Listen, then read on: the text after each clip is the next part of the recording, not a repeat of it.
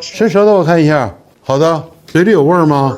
他最近生病了，然后口腔里边就会有异味，早上起来的时候。平时的话，然后舌苔也有点厚。每天有大便吗？他不是每天都排，有的时候会2天一排，有的时候3天，有的时候1天。那么长时间？这个不准的。啊？对。最近咳嗽了是吧？对，咳嗽了。前几天有鼻塞，这2天好了。他一旦出现积食这种情况的话，这些症状就会出现。这孩子平时吃饭的话不太好，他挑食，肉食对，甜食偏多，所以造成了他一个热盛、阳气盛的体质，内火偏盛，所以就极容易着凉。